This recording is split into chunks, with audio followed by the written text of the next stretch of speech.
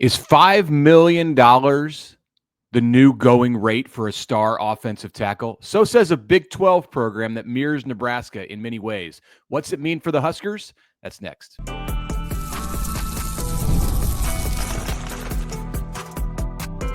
You are Locked On Nebraska, your daily Nebraska Cornhuskers podcast. Part of the Locked On Podcast Network, your team every day.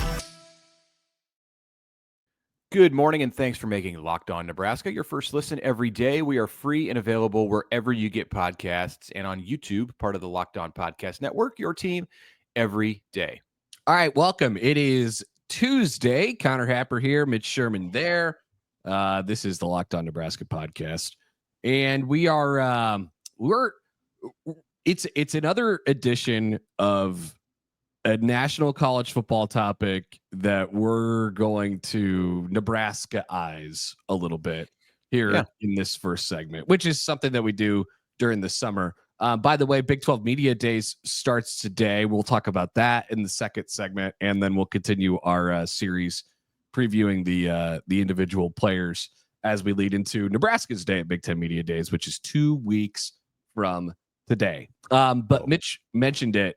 So Felix Ojo, I saw this on Friday. This is on the 4th of July. He made his commitment announcement. He set it up like anybody else would, really like it would in a video game. This is a 5-star offensive tackle, top 10 recruit in the class. He's got the Texas hat, the Ohio State hat, the Florida hat, and the Michigan hat. Very normal choices for a 5-star recruit. And then he, all right, Felix, time to make your pick. And he put on the Texas hat, and everybody freaks out. They go crazy. He's from Mansfield, Texas. And then he took off the Texas hat, reached underneath the table, and grabbed a Texas Tech hat and did the guns up and said, I'm actually going to Texas Tech. I bet you guys didn't see that coming. And then the details began to emerge of his revenue sharing contract. So this is how I found out about this on Friday, Mitch. I saw the tweet, and it was like 5-star offensive tackle Felix Ojo has agreed to a 3-year, $5.1 million revenue sharing contract. And I just it just took a second for that to hit my brain correctly. We have to get used to it, obviously. But there's a lot of stuff that comes off of this, and obviously the market has been set at a seemingly unreasonably high mark. I suppose maybe that's where we start. So a few things. Can you do this in a video game, first of all? I know College Football 26 is coming out. Yeah. What came out yesterday for pre-orders, and it's coming out Thursday for those who just want to buy it off the Amazon rack or whatever. Yeah. We'll probably have it in our house at some point on Thursday is my guess. I have it. I played it yesterday. It's good. All right. I'm excited about it. And I don't know, I don't do the Road to Glory. I don't do the My Player thing. So I assume there's some sort of commitment announcement at the end of your high school career in that, but I would not know. Second, that is really bold to put on the Texas hat in Texas and then go with Texas Tech. I understand it's a state with many allegiances, but Texas is the king, and you heard what the room did when Felix Ojo picked the Longhorns, which I expect that was probably the favorite if you're from Texas. Right. And so, wow for him to have done that. We've seen plenty of these. I'm gonna put on one hat and then pick a different school. In fact, Trey Taylor, Nebraska's 2027 QB. Oh, that went well. Actually put on the Illinois hat in the state of Illinois. That did not go well. But it went well for Felix. You saw the ESPN report that had him receiving $5.1 million over 3 years, which is second round of the NFL draft kind of money. And then The Athletic came out with a story written by David Ubben. No, I'm sorry. I just talked to David Ubben this morning. That's why he's on my mind. Hello, David. It was written by Sam Kahn and Bruce Feldman and Justin Williams. And they clarified it's actually $2.3 million over 3 years. He's getting paid $775,000 a year out of the revenue share pool, but there are escalators and incentives worked into this contract based off of how much the rev share pool goes up over years to come, and other factors that could get this thing up to $5.1 million. So that's either way, like that's quarterback money for an offensive tackle. So has Texas Tech just set the market here for a 5-star offensive tackle? Is that what it's going to take now? Or is Texas Tech like totally out there on an island with what it's doing? That's kind of appeared to be the way that the Red Raiders have operated in the NIL era. We saw it in softball with Najari Kennedy, the great pitcher who from Stanford and got $1 million plus to pitch Texas Tech into the finals of the Women's College World Series this spring against Texas. So are they just doing this with football now? And you have to kind of ignore Texas Tech. It's like when you try to find the center of something and you remove the high and the low and then average the rest. Is Texas Tech just the one that's going to be out there in all of this that cannot be considered as far as what they're doing?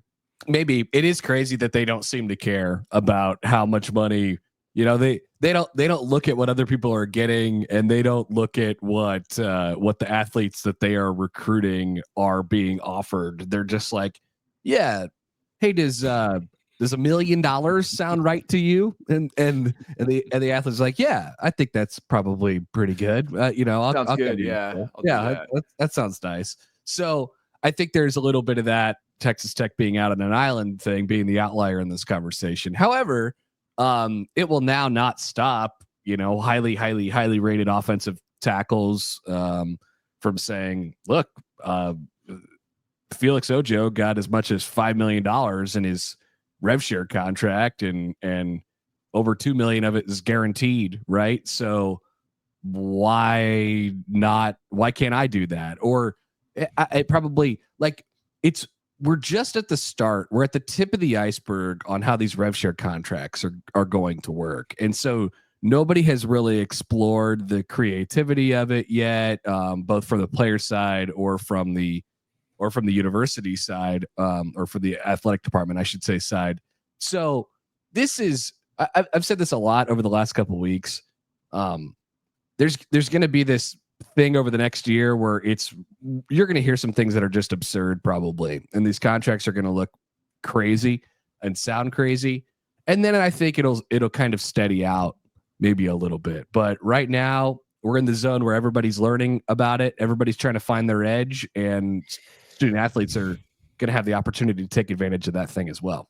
So Texas Tech, in addition to what it did with softball, what it's done here with Felix Ojo, signed the number 1 ranked transfer class in the 2025 cycle, according to On3, number 2 behind LSU, according to 24/7 Sports. Reportedly, the Red Raiders spent more than $10 million on the transfer portal this year. They have a billionaire oil magnate, Cody Campbell. He's an oil magnate, which you find those people in West Texas. Cody Campbell played on the offensive line at Texas Tech, so that's fortuitous for Joey Maguire. Co-founder of the Matador Club, chairman of the school's board of regents. The Matador Club is the collective at Texas Tech. Last month, after the House settlement went through, the Matador Club, Texas Tech's collective, merged with the Red Raider Club, which is the longtime donor arm of Texas Tech athletics. This is where it's going. And this is what Nebraska has to pay attention to, because this is, even if you're not going to jump in and pay an offensive tackle upwards of $2.5 to $5 million over 3 years, even if you're not going to do that, you have to pay attention to what Texas Tech is doing, because they're setting the bar. Like they compete for the same trophy that you compete for. Their goals are the same. In fact, you want to add something? Yeah, I would just say that it's really unique, as you just explained. It's really, really unique. So I don't know that Nebraska would look at this and say, "Oh, we need to be like that." No, you have to pay attention. Correct. I don't think anybody should look at this and say, "Ooh, we need to do that. Let's go find a rich guy and he could bankroll our entire program." Like, because people get those dreams all the time.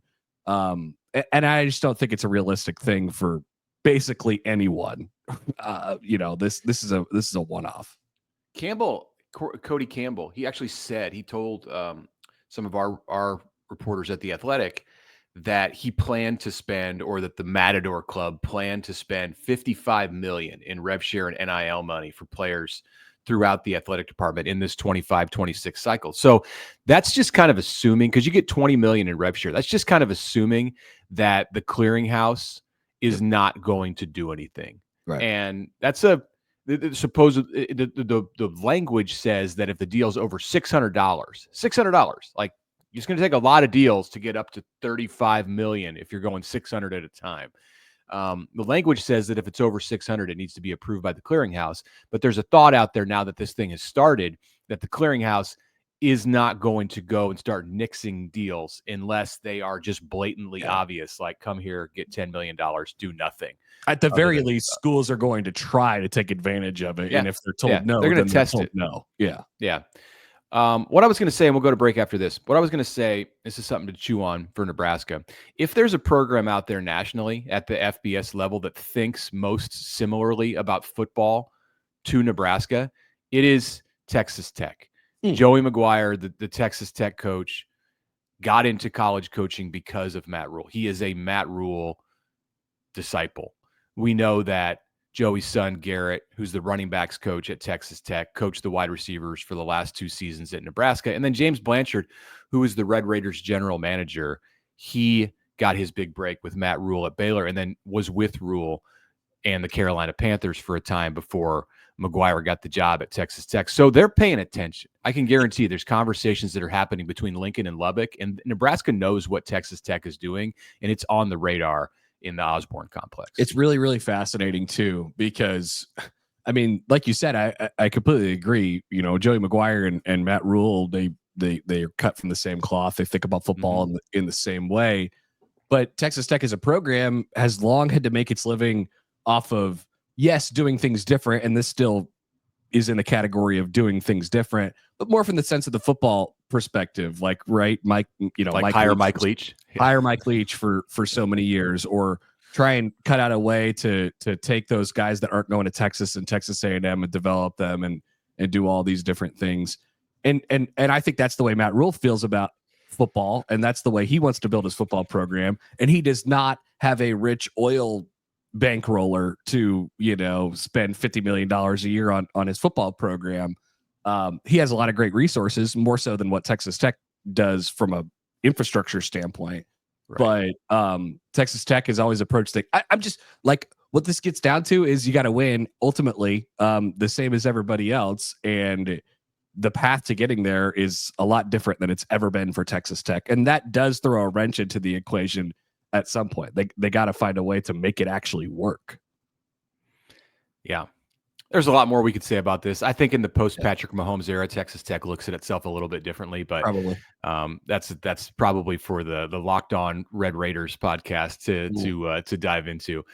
We're going to talk more about things related to Texas Tech after the break, because Big 12 Media Days starts today, and there's, interestingly, a lot on the plate in Frisco that impacts Nebraska. That's coming up next. A message right now from Game Time. If you've ever decided to head to the park or the arena at the last minute to catch a ball game or a basketball contest or a football game with friends and family, the way to do it is to check out Game Time. Maybe it's game day and suddenly you realize you want to be in the stands. That's where Game Time comes in, because it provides the easiest way to grab last-minute tickets without the stress. And with the money that you save, you can splurge on food and drinks and merch at the game. Game Time makes buying tickets fast and simple. Prices on the app drop the closer you get to the beginning of the contest. And they've got incredible last-minute deals, clear seat views, and a lowest price guarantee that takes the worrying out of buying. I have checked on Game Time for tickets as I was on my way to a game in the passenger seat of a car. hey, should we go to this game? Our plans got canceled. Maybe we want to swing by a stadium and go to a game. Sometimes you decide to do it, sometimes you don't, but Game Time is always there to take the guesswork out of buying tickets. Download the Game Time app, create an account, use the code LOCKEDONCollege for $20 off your first purchase. Terms apply. Again, create an account and redeem the code LOCKEDONCollege for $20 off. Download the Game Time app today. Last minute tickets, lowest price guaranteed.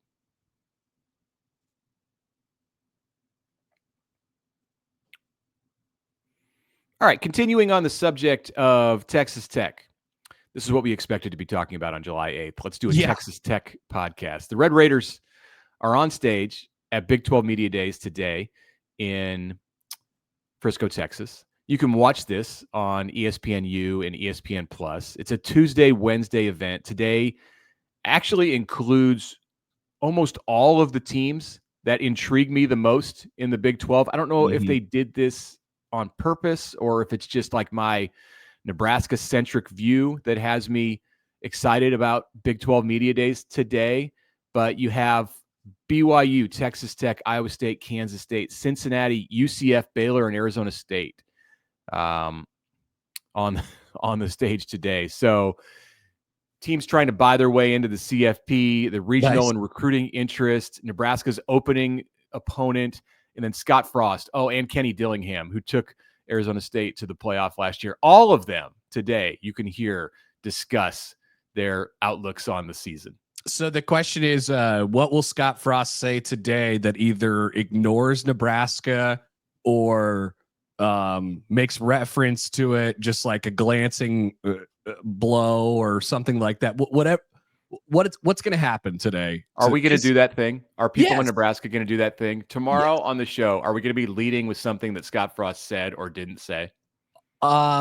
Leading, I can't guarantee it, but something during the show will be mentioned about Scott Frost with great certainty. Yes, almost 100%. A better question.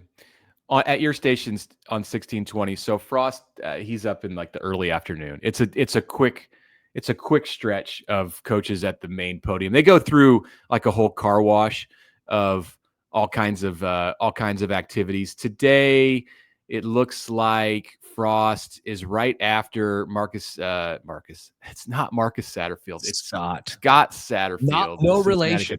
Yeah. Gosh, I wasn't going to do that. So Kalani Sitake, the BYU coach, at 11 a.m. I assume this is Central Time, followed by Maguire, Campbell, Chris Kleiman, Scott Satterfield at 12:20, Scott Frost at 12:40, Dave Aranda, and Kenny Dillingham at 1:20. So you're going to be on the air doing your show from Warner Park this morning and afternoon. Are you going to be breaking into coverage to say Scott Frost, just fill in the blank? If it warrants attention, we won't be going there live in any form or fashion. But if I see a tweet, you could, would you? I think we can. So no. But no. If there's a tweet, if there's something that he says, maybe if he doesn't give an opening statement, he's like, we'll just throw it to questions. I'll say, well, I remember that. That'd be kind of funny. But then there's other stuff as well. Like you mentioned, I mean, we just talked about Texas Tech for 15 minutes. Cincinnati, nobody thinks about them, even though they're Nebraska's first game. We're looking ahead to the Big Ten and the rest on Nebraska's schedule. Cincinnati is kind of fascinating. What are they going to be like this year? K-State, Iowa State, you mentioned BYU as well. I mean, there's a lot of it's a fascinating conference. It's an interesting conference. I don't know. Obviously it lacks star power, but there's a playoff team or two in there. And we saw what Arizona State did last year. So this is, it's cool. It's a good start to the media day circuit here. So the Big 12 kind of lacks they have to work a little bit extra hard to get the media to flock to Big 12 Media Days. That's why they do this free of everyone else. They're like, we're going to go so early that no other conference can jump in our way. We want to be the first to do this and on a stage by ourselves.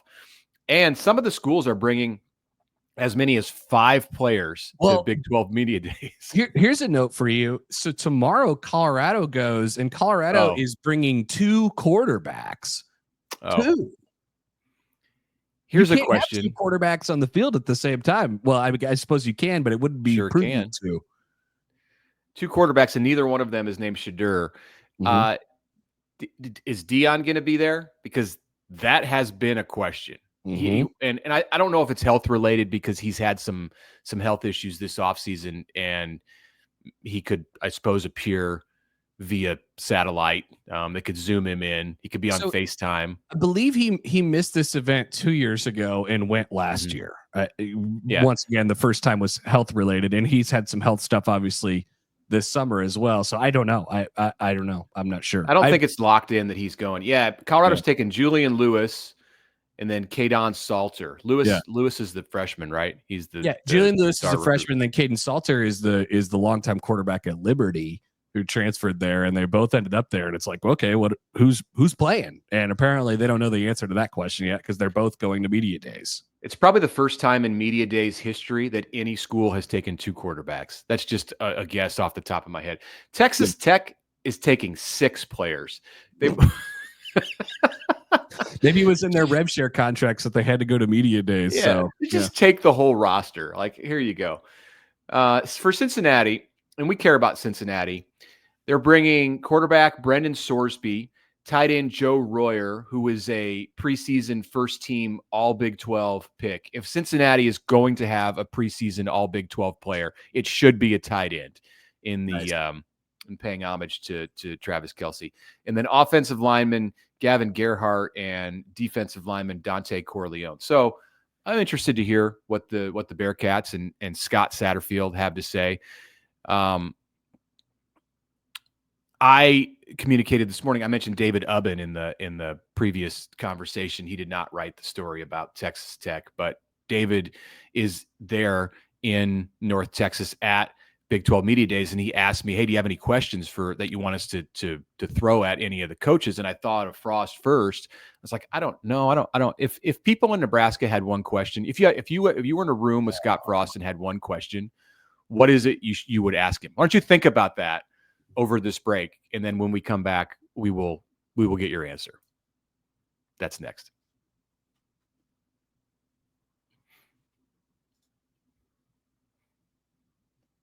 Wow, not nearly enough time to think about my one question for Scott Frost. I only get one. There's no follow-ups. No, you can ask a follow-up, but okay, I mean, I'm just trying to think of one that he hasn't already been asked and tried to answer or tried not to answer. Yeah, like you said, like he's not. I don't know. At this point, it seems too early in his UCF career to start bringing up old stuff. Like let's get some time and distance from the Nebraska stuff, and he's clearly doesn't want to talk about it. So there you go. And we don't mean like, why'd you call the onside kick? Like that's not what we're talking about. Like it has to be, if you're going to, and I get it. Like you can be like there's more non-traditional media around these kind of events than there's ever been. If you've got a YouTube channel, you can get credentialed in many cases. We've seen some weird stuff flying around the room as far as questions that get asked at Big Ten Media Days.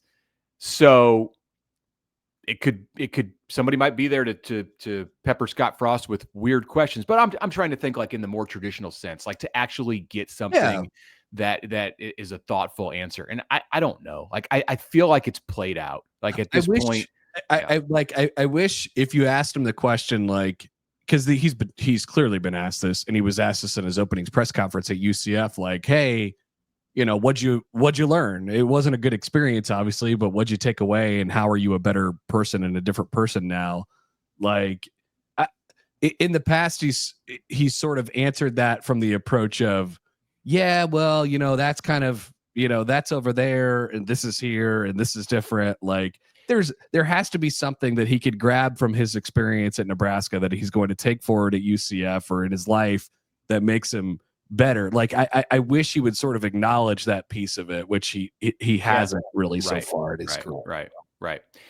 I think he kind of got asked a version of this question when he was reintroduced in Orlando, but he's going to get it in Texas this week. if you had it to do over again, would you have left UCF back in 2017? Yeah, he did he dropped the "Don't mess with Happy" line, which is a great line. Last time he kind of talked about this a little bit, but yeah, he'll be asked to the point of annoyance over the next 24 hours. So that's exciting. Will he get visibly annoyed at any point? Yeah, for sure. Okay. All right. Yeah. Are you visibly annoyed right now? That's a good question. Are you annoyed? How annoyed are you on a scale of 1 to 10? How annoyed are you at this very moment? All right. Good question. So yesterday we introduced our countdown here, where we're putting a bunch of players into a giant bowl and we're grabbing one out and then talking about them for a couple minutes. So we did get a comment in the YouTube on what we should call this from Shane yesterday, the Fascination Bowl, the bowl, or maybe the bowl of fascination, as we grab a player out of the bowl and talk about I see the bowl. The bowl thing is a play on words. It has two meanings. It's both a football bowl and like a literal bowl of names, bowl of players. I like it way better that you put it that way. Yes. There was the Intriguing Bowl and the Fascination Bowl. We can switch. We can call this the Fascination Bowl. The bowl of fascination? The bowl of fascination. Yeah, I like it. Yep, that's just weird enough to work. Yeah. All right, who's coming up in our bowl of fascination today? Okay, we're going to go on the offensive side because we went with Riley Van Poppel yesterday as a fascinating player. It's no longer intriguing. It's now fascinating. I have no idea what the difference between those two things is. Offensively, we're going with a newcomer, whittling it down, and we're looking at the wide receiver position, a player who maybe there isn't even on paper room for him to contribute, but I think that his skill level and his talent is going to make it happen. He's going to push his way into a position to be a factor for Nebraska from the start of this season. I think you will see Cortez Mills have his coming out party at some point in the first 3 games of the season before Nebraska plays Michigan against Cincinnati, Akron, or Houston Christian. He's going to do something that wows you and makes you say, all right, as the Huskers go through the Big Ten season, this is a guy that needs to be featured in their offense, even though they have Ja'Cory Barney, even though they have Dane Key and Isaiah Hunter, Janiron Bonner, and all the tight ends and Emmett Johnson. You have to find a way to get the ball into the hands of Cortez Mills, and that makes him a fascinating player to me. That's a good prediction. So you're going to need more than, the only 3 wide receivers that we talk about are Dane Key, Isaiah Hunter, and Ja'Cory Barney at this point. And then after that, I think it's viewed as like this kind of wide open thing, which is a perfect opportunity for a young guy like Cortez Mills or Isaiah Mosey, or maybe Mosey gets some running back reps and stuff like that. There's some talk about that, some kind buzz. Of buzz. A couple guys, who either way, I mean, whatever it is, I think there's a couple guys there in the freshman class who, like you said, Mitch, are able to push their way up high enough to where they could get on the field, because I think there is a little bit of opportunity there. While Nebraska feels good about their top 3 wide receivers, maybe 4, you're probably going to need more than that, and it does lack a little bit of depth. Now, it's probably, we talk about depth differently every single year, but preferably you'd like to have 2 guys that you could trust at every one of those positions, and I don't know that Nebraska does quite yet, but maybe that's a spot where Cortez Mills can jump up in the fall and become one of those guys in the 2 deep. Yeah, he's interesting. He's fascinating because just among the freshmen, I mean, right now, I can't say for certain that Mills is even the one among the freshmen who is going to jump out early in the season and be a player. I don't think there are going to be 3 freshmen at wide receiver who even contribute enough to bypass red shirts. I think Mosey will do it. I think Mills will do it. And then the third one that you have to look at, just because of his elite ability to do multiple things, is Jeremiah Jones. He came in June, so he wasn't with Nebraska like Mills and Mosey in the spring, but he's probably got like the most to offer Nebraska. Like as a football team, he can do a lot of things. Even on the defensive side, but he's going to begin his career offensively. I just think there's something about Mills though, where you combine the fact that he was here in January with his speed and instincts. He's got some Barney to him.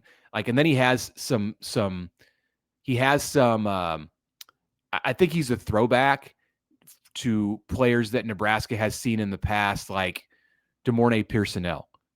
Maybe he can do some of that kind of stuff on special teams or in the pass catching game. So I'm fascinated by what he can bring to the table, and how quickly Dylan Raiola can establish the kind of relationship, the kind of chemistry with Mills that he had with Barney last year. Barney, as the season went on, became a little bit of a safety valve for Dylan, where if you're in a situation and some things are breaking down offensively, you can probably go to him, or they could call a play for him to do something that starts behind the line of scrimmage, and he's going to get you a positive play. Can Cortez Mills become that kind of a player in the Nebraska offense? Yeah, and I think he probably walks into an environment that's pretty good as well. I think we've talked a lot about those receivers, new coach and different kind of, attitude, I suppose, on offense, pace and tempo and all that stuff. Maybe the offense doesn't,